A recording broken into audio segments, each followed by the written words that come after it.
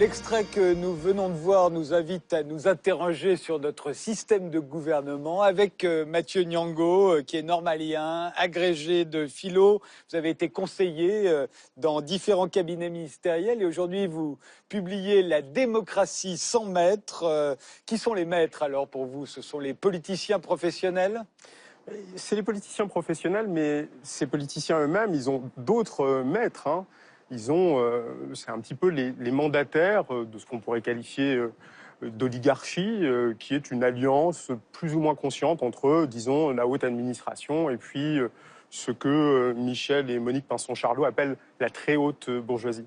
Oui, alors pour vous, il y a une mythologie de la démocratie représentative qui, nous dit-on, et c'est ce que l'on pense tous, est le gouvernement du peuple par le peuple. Alors vous dites non, c'est pas le gouvernement du peuple par le peuple. C'est le gouvernement du peuple, oui, mais par tout à fait autre chose que le peuple. C'est une situation dans laquelle régulièrement nous remettons l'essentiel de nos pouvoirs à quelques personnes que nous mandatons et qui après font ce qu'elles veulent de nos voix. Mais ça n'est pas d'aujourd'hui, ça date de la Révolution française. Ça date de la Révolution française, oui et non. C'est-à-dire que lorsqu'on reprend les textes de la Révolution française et l'histoire de la Révolution française, on se rend compte, et de la Révolution américaine également, on se rend compte qu'il y a eu des débats extrêmement ardents entre d'une part des partisans d'un partage large du pouvoir, et on y mettrait quelqu'un comme Robespierre, on y mettrait des gens comme Babeuf, Gracchus Babeuf, et puis d'autre part des partisans du partage le plus restreint possible du pouvoir entre quelques mains, et ça c'est Yes, c'est les Girondins. Il y a la même chose aux États-Unis entre ce qu'on appelle les fédéralistes d'une part et les antifédéralistes d'autre part. Donc c'est un débat qui est ancien et qui durera, à vrai dire, pendant tout le 19e siècle. Mais qu'on a tranché d'une certaine manière en disant, au fond, ce sera le gouvernement des meilleurs. Ça sera le gouvernement de ceux qui se disent les meilleurs. Et autour de ça, il y a toute une mythologie qui va se construire. Parce que qui seront les meilleurs? Ça sera les propriétaires, ce sera ceux qui pourront dégager un petit peu de temps pour réfléchir sur les questions essentielles à notre devenir commun. Et ce mythe, il continue aujourd'hui et on l'entend encore à tel point que vous le reconnaissez vous-même, Mathieu Nyongo, bien que vous ne soyez pas tendre à l'égard des politiciens professionnels, vous dites qu'on ne les aime pas, très souvent en France, mais on les révère. Et vous-même, quand vous étiez conseiller, vous étiez, d'un coup, en admiration, presque, quand il y en avait un qui entrait dans la pièce. J'ai fait l'expérience de l'automatisme de ce point de vue-là, effectivement. J'avais jamais vu des politiques d'extrêmement près. Et pour essayer de comprendre ce mécanisme, je me réfère à Pascal, à ce que dit Pascal de la révérence que nous avons vis-à-vis du roi. Qu'est-ce qu'il dit? Il dit, eh bien, c'est un mécanisme d'association d'idées qui fait que lorsque nous voyons le roi avec ses gendarmes, avec des soldats très solides, etc., toute sa cour, eh bien, nous associons le visage du roi à la cour derrière lui. C'est la même chose pour les politiques, ils sont toujours entourés d'une armée de conseillers. J'ai été de ceux-là, vibrionnant, avec des dossiers, l'air très sérieux. Et puis ensuite, quand vous voyez les politiques tout seuls, eh bien, vous associez tout ce pouvoir, tout ce savoir-faire, tout ce sérieux au visage de la personne en face. Et vous tremblez, vous suez, vous baissez la tête, vous êtes plein de révérence. Vous êtes d'accord, Emmanuel Dequesse? Oui, la fascination du pouvoir est quelque chose de très très fort dans l'être humain de toute façon. Quand vous voyez quelque chose de puissant, vous avez une pulsion d'admiration, de soumission qui est très grande. La question est comment est-ce qu'on gère nos pulsions, comment est-ce qu'on arrive à faire quelque chose de plus démocratique. Et je pense qu'il faut essayer de briser un certain nombre de carcans intellectuels, de tabous. On va y revenir, mais restons sur le portrait que nous fait Mathieu Nyongo de la démocratie représentative. Vous parliez d'oligarchie, celle qui serait au pouvoir dans un pays comme le nôtre, d'après vous. C'est une oligarchie, une élite économique et financière. Et c'est ce qui expliquerait, d'après vous, pourquoi on parle tant de la dette, de la fiscalité ou de la compétitivité. Vous dites que si, au fond, l'élite, c'était les peintres, on n'arrêterait pas de parler du prix des peintures et des pinceaux et des chevalets. Oui, et puis dans d'autres pays, regardez, je sais pas moi, en Iran, dans d'autres pays, qui là pour le coup sont ouvertement des non-démocraties, on parle de tout à fait autre chose, de questions religieuses, etc. Effectivement, on voit bien comment une oligarchie en place impose non seulement les réponses, mais les questions elles-mêmes. Si vous regardez le deuxième débat qui a eu lieu sur les présidentielles, eh bien, on disait, alors on va parler de chômage, je me souviens plus très bien de la série des questions, mais elles étaient fixées, on ne sait pas par qui.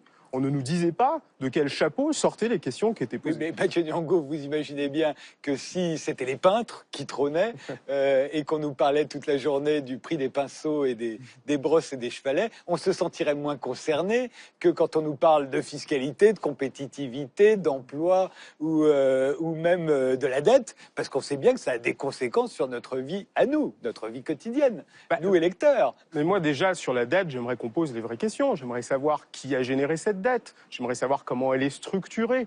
J'aimerais qu'on arrête de faire un parallèle entre la dette publique et puis la dette d'un ménage. Ça ne fonctionne pas du tout de la même manière. Or, on utilise les mêmes termes pour poser des questions qui sont absolument différentes. Et puis, si vous me permettez un parallèle historique, on a parlé tout à l'heure de 1789. Vous savez qu'avant la Révolution de 1789, on était organisé la remontée de ce qu'on appelait les cahiers de doléances. On a été extrêmement surpris par les questions que se posaient en réalité les Français. Et d'une crise qui était au départ une crise économique, une crise de levée de l'impôt, on a abouti à une crise politique, une crise dans le partage du pouvoir. Donc si on faisait le même exercice en France aujourd'hui, je pense qu'on serait très surpris, mais je ne compte pas forcément sur les politiques en place pour l'organiser. C'est un peu périlleux. Les politiciens professionnels, nos représentants, on les choisit plutôt, dites-vous, dans les classes privilégiées, parce que là aussi, il y a un mythe qui est très fort, c'est que celui qui ne manque de rien serait plus sensible à l'intérêt général, alors que le représentant qui serait issu du peuple, lui serait dans le ressentiment, les classes dominées, il a vécu la domination, donc il est dans le ressentiment et il est moins dans l'idée de l'intérêt général. Oui, c'est une idée, quand on la creuse, qui est absolument affreuse. C'est comme si, effectivement, selon les diplômes que vous auriez, l'éducation scolaire que vous auriez reçue, vous seriez capable de l'universel ou pas. On sait très bien que c'est faux actuellement, et à vrai dire, que ça a toujours été faux, en tout cas dans les périodes auxquelles on attribue ce type de pensée. Je renvoie au magnifique travail qu'a fait Jacques Rancière sur le sujet, qui s'appelle La Nuit des prolétaires, où il montre toute cette effervescence de pensée, de réflexion, de construction, d'utopie, à une époque où le temps de travail et la dureté du travail étaient était totalement incomparable avec ce que nous vivons aujourd'hui. Donc ça, c'est une mythologie totale. Moi, j'ai co-créé un mouvement qui s'appelle À nous la démocratie. On va à la rencontre des citoyennes et des citoyens, on pratique un petit peu l'intelligence collective, mais des idées magnifiques, il y en a partout. Et c'est pas de la démagogie que de le dire. Donc, vous croyez que, là aussi, vous le dénoncez, qu'il y a un mythe du gouvernement des plus compétents. Ce ne sont pas les plus compétents. Vous avez travaillé avec eux, vous avez travaillé pour eux. Ils ne sont pas aussi compétents qu'on nous le dit ou qu'on le pense, parce qu'on le pense qu'ils sont compétents. Ce que je dis, c'est que la question politique, elle est toujours posée dans l'abstrait. On nous dit, oui, il faut être compétent pour faire de la politique. Mais je demande ce qu'est une question politique. Et c'est à ça qu'on a affaire quand on est en cabinet. Je vais vous prendre un exemple, la question du gaz de schiste. La question du gaz de schiste, elle met en scène des conflits qu'un spécialiste ne peut pas trancher, qu'un professionnel de la politique ne peut pas plus trancher. Un conflit entre, disons, l'environnement, d'une part, et d'autre part, l'économie, d'autre part, la dette énergétique d'un pays, par exemple les États-Unis. Quel spécialiste peut venir trancher ces questions-là? Le spécialiste, il doit venir éclairer les sujets, il doit venir clarifier les concepts. C'est son métier. Un professeur de droit, évidemment, quand il s'agit de penser le droit du travail, il est évidemment le premier à venir nous éclairer. Mais ensuite, c'est aux citoyens de faire les choix qui vont avoir des résonances sur leur existence. Comme la question du chômage, moi je vais jusqu'à là, qui supposerait qu'on mène une consultation nationale réelle. Je suis sûr que nos concitoyens iraient, moi j'irais en tout cas. S'il y a une consultation nationale sur chômage sur 3 week-ends, ben je le ferai, j'irai parce que c'est un problème qui n'est pas réglé par les seuls techniciens. Et je vais vous dire qu'il ne le sera pas, parce que la situation de l'emploi elle est trop complexe aujourd'hui pour être réglée par quelques personnes. Emmanuel Decaisse, comment on règle tous ces problèmes en misarchie? Le problème de la misarchie, c'est d'essayer de faire concrètement. La compétence, ça existe aussi. C'est-à-dire qu'il y a des questions qui sont difficiles et qui demandent, pour être traitées, un certain savoir. Vous avez entièrement raison de dire qu'aucune solution politique ne découle d'une réflexion, jamais. En revanche, la seule pulsion et la seule sensation ne suffit pas non plus à prendre une bonne décision. Donc comment est-ce qu'il faut faire? Eh bien, on a plusieurs choses importantes. La première, celle que vous avez dit les deux, la réflexion, la connaissance, tout ça doit, on n'est pas des pré-scientifiques, la réflexion et la connaissance doivent être prises en compte. Et puis de l'autre côté, les intéressés, ceux qui vont subir les décisions, à la fin, c'est eux qui doivent décider. Alors comment est-ce qu'on mélange les deux? En misarchie, en misarchie, dans presque tous les districts, on a deux choses différentes. On a d'un côté des élus avec tout ce que ça suppose. Pour être élu, il faut être bien visible, bien beau, il faut savoir parler, s'entourer de conseillers compétents. Oui, il y a encore des politiciens professionnels. Alors, le moins professionnel, mieux c'est, bien entendu, mais c'est difficile à éviter complètement. Et donc, vous aurez des élus avec tous les défauts que ça présente. Et de l'autre côté, on met une assemblée qui est tirée au sort et qui est cette fois-ci représentative de la population. Donc, vous mélangez en misarchie la démocratie directe et la démocratie représentative. Alors, dès qu'on arrive à une certaine taille, en réalité, de district, il est plus possible de fonctionner en assemblée générale. Donc, les deux ont vraiment leur intérêt. Et la plupart du temps, parce que bien sûr, les gens s'auto-organisent et donc c'est pas systématique, mais la plupart du temps, la décision appartient à l'assemblée tirée au sort. Mais elle subit naturellement l'influence de l'assemblée élue qui elle-même subit l'influence de personnes qui ont une certaine technicité. Et à la fin, quand même une décision qui vient d'un panel tiré au sort, d'un panel représentatif avec autant de femmes que d'hommes, avec des origines variées, avec toute la société qui est représentée. Et ça donne un résultat qui est, à mon avis, plus équilibré que ce qui se passe actuellement et qui conduit exactement à ce que vous avez dit, une forme d'oligarchie professionnelle qui confisque la décision. Il y a un autre mythe dont vous parlez, Mathieu Nyong'o, dans ce livre, c'est le mythe du chaos conjuré. Qu'est-ce que c'est le chaos conjuré? C'est ce mythe selon lequel, si on n'était pas soumis à un ordre dur, avec des représentants qui tiennent le coup, eh bien, au fond, ce serait la guerre de tous contre tous, ça serait horrible, j'aime bien quelque chose qui vous appartient, je vous ferai la guerre, et réciproquement. C'est le mythe qui est développé par Hobbes, qui a le génie de poser bien le problème. L'homme est un loup pour l'homme. L'homme est un loup pour l'homme. Mais je crois qu'avec un mythe pareil, on ne peut pas aller plus loin que Hobbes. C'est-à-dire qu'il dit qu'il faut effectivement nommer une personne ou une assemblée pour qu'elle prenne en charge le destin de tous les autres. Et finalement, on est encore dans ce cadre hobbesien. Alors, je ne dis pas forcément qu'il faut supposer que l'homme est fondamentalement bon. Je dis, avec certains philosophes comme Kant, que l'homme, il est raisonnable. C'est-à-dire que quand on lui explique les choses, il peut comprendre son intérêt, même si, au fond, il n'a pas envie de faire les choses parce qu'il les trouve bonnes. L'être humain, j'ai pas une très haute conception. Non, non, il est un peu plus pessimiste que vous. L'être humain est capable de tout, y compris de l'irrationnel le plus complet. Et c'est quand même lui qui doit décider parce que ça le concerne. C'est lui qui décide. Mais vous pensez qu'il y a un mythe aussi de la volonté libre, aussi, qui est à l'œuvre dans nos démocraties. Je dis qu'on ne la prend pas assez au sérieux, cette volonté libre. On n'en tire pas toutes les conséquences. Et précisément, qu'est-ce qu'on fait généralement? On dit, eh bien, au fond, une décision que j'ai prise, elle va colorer toutes les autres, si je puis dire. Elle va, par exemple, je ne sais pas moi, je suis de gauche, voilà. On n'admettra pas, comme l'a mis en valeur, par exemple, un référendum d'initiative populaire en Californie, que je puisse être à la fois pour la légalisation du cannabis et pour la peine de mort. Ça sera compliqué, contradictoire. Donc la volonté libre, elle n'entre pas, elle n'est pas homogène avec la situation politique qui est la nôtre, où on a des gros blocs de pensée qui nous poussent à penser et qui viennent brimer finalement notre indépendance. Chaque question en démocratie devrait nécessiter un nouvel effort indépendant de tous les autres.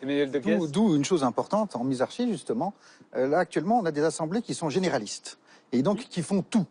Nous, ici en France. Actuellement, en France, l'Assemblée nationale est une espèce de mythe de la souveraineté qui vient effectivement totalement de l'Ancien Régime et qui, avant, venait du monothéisme.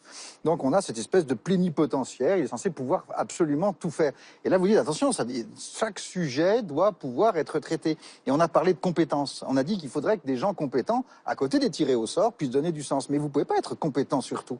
Et donc, il appartient à la logique qui est présente en misarchie, c'est que pour qu'on ait des assemblées compétentes, il faut avoir des assemblées qui sont aussi spécialisées. La division ou l'éclatement de l'État vient aussi sur ça. Il faut qu'il y ait des personnes, par exemple, si vous avez une question... Les spécialistes ne prennent pas la place des citoyens. Regardez ce qui se passe, si on sort de l'utopie, on n'est pas obligé d'être dans l'utopie pour voir des modèles comme ça fonctionner. Regardez les conférences des citoyens, conférences de citoyens.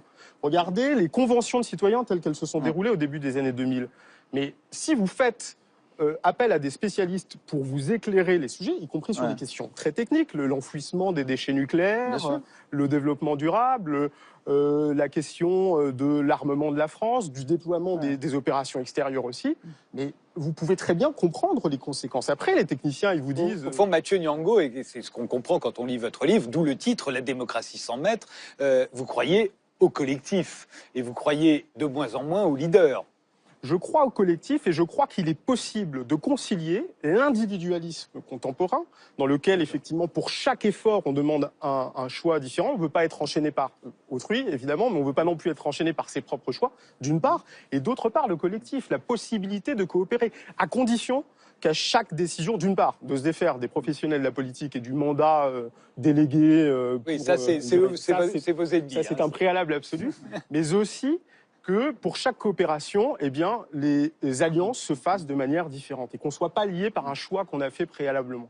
Emmanuel Dequesne. Je suis entièrement d'accord avec ce qui vient d'être dit. Ce que je veux simplement dire, c'est que pour mettre en pratique ces idées-là, il faut arriver à briser un certain nombre d'univers mentaux qu'on a construits, et notamment l'idée de peuple hypostasié, qui est avec un représentant du peuple qui va avoir la voix d'eux, l'idée de souveraineté. Vous allez voir que vous allez faire du mal à l'idée d'État, même si vous poussez un tout petit peu, et qu'à la fin, on aura quelque chose qui ressemble beaucoup plus à ce dont vous parlez, et qui semble effectivement une étape au-delà de la démocratie telle qu'on la conçoit aujourd'hui. Et un point que je voudrais dire aussi, un dernier point, c'est vous avez utilisé utopie comme on l'utilise habituellement. Vous avez dit, oh, ne parlons pas d'utopie, parlons de choses concrètes et de choses réelles. Je suis un grand ami de l'utopie, un lecteur de Miguel Abensour, et je me réjouis d'ailleurs que vous ayez écrit une utopie, parce que Miguel Abensour faisait la correspondance entre la fin du progrès social et la fin des utopies. Donc si les utopies renaissent, il y a quelque chose à espérer du côté du progrès. Mais ce que je voulais dire dans mon utopie, c'est que il ne s'agit pas d'une utopie d'univers rêvé avec des individus rêvés qui n'est pas ancré en réalité, je suis juriste, dans la problématique vous avez pris des exemples absolument concrets, vous dites qu'il existe des assemblées qui ont décidé comme si, et sous ça, les sources d'inspiration, il existe des sortes de pratiques alternatives qui existent de toutes sortes de manières, et ces pratiques alternatives réelles, possibles, nourrissent complètement cet univers-là que j'ai voulu construire, certes, dans un voyage un tout petit peu onirique, mais le système juridique qui est construit est quelque chose qui, d'après moi, est parfaitement réaliste, possible, et dans la société actuelle, pas avec des hommes rêvés. Je vous propose, pour terminer, un extrait d'Invasion Los Angeles, le film de John Carpenter, que vous adorez. Clin d'œil à la démocratie sans maître. On y voit un héros découvrant des lunettes qui lui permettent de voir le monde tel qu'il est, c'est-à-dire gouverné par des extraterrestres qui tiennent les humains sous leur joug invisible. Un mot sur Invasion Los Angeles, ça vous a inspiré pour votre livre? Je crois que c'est une métaphore de l'exercice philosophique. Et moi, ce qui me fait plaisir avec ce texte, c'est qu'il y a pas mal de gens qui m'écrivent en me disant ce texte m'a fait du bien, m'a ouvert les yeux, et notamment des gens qui étaient des oligarques purs et durs, avec une grande peur du peuple, ils se sont dit mais non, c'est pas la solution. Alors moi, j'aimerais bien que les politiques ils mettent ces lunettes et qu'ils se regardent dans la glace. Les lunettes de Invasion Los Angeles qu'on regarde tout de suite.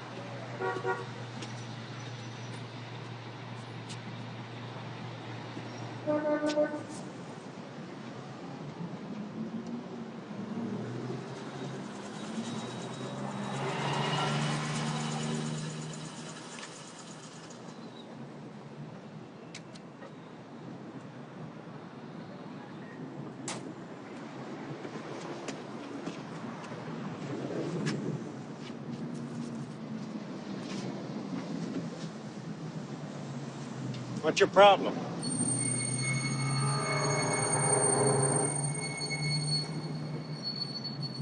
I said, what's your problem?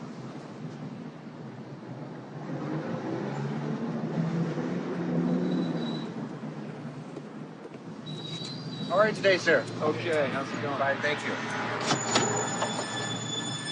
Thank you, sir.